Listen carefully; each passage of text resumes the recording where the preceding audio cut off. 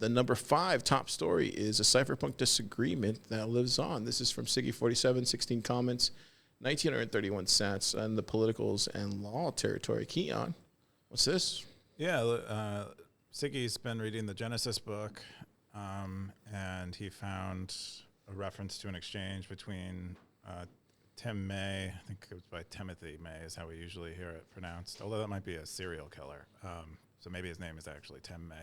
Tim May and Hal Finney, they're discussing, the dynamics of cyberspace, like how humans coordinate and give each other permission in cyberspace, what sort of like how laws might work in cyberspace.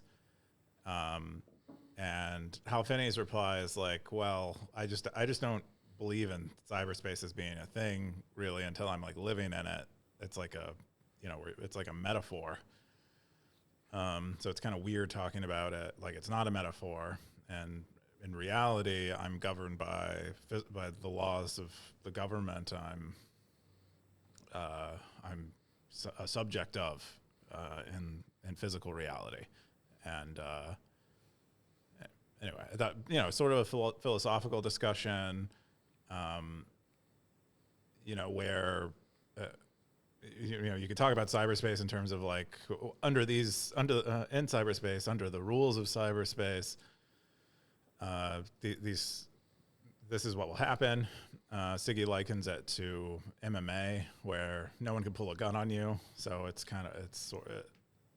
like not really reality, not real fighting, in the sense of like what you'll encounter from a violent person. I don't know. I feel like the old MMA was very much like you could die.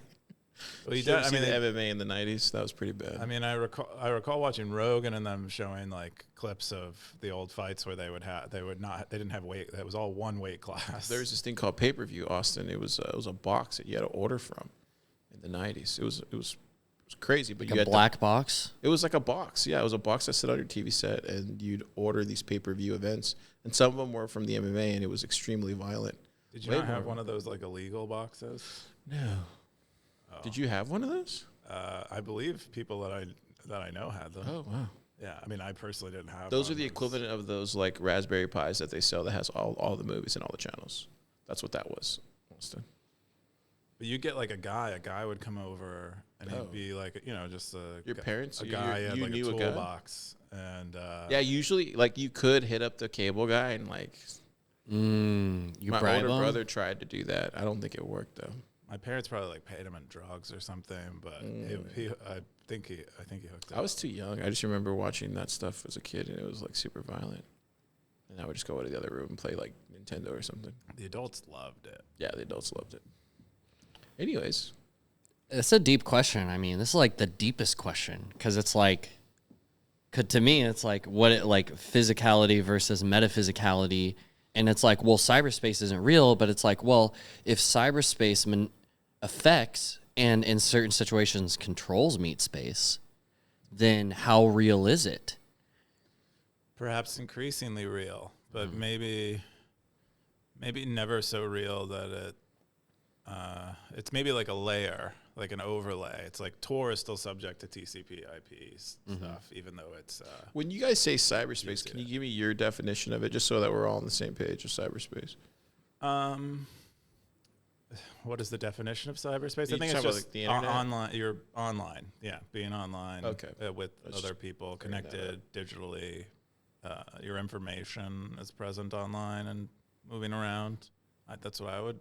Do you have a better? I mean, yeah, basically online, but just the non-material of existence, which is like language and like even blueprints and like anything that is immaterial that expresses the material but does not adhere to the rules of the material, which is basically information. And it's to say it's like information space or like, Well, I mean, I think especially people from religious traditions would do like a soul isn't information, is it?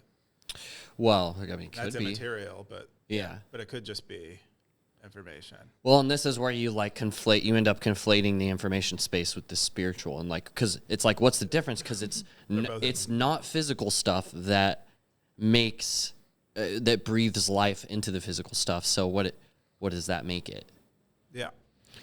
I think that what I take away from this is that it's like almost one of those, because there's the slippery slope fallacy, and then there's the slippery slope fallacy.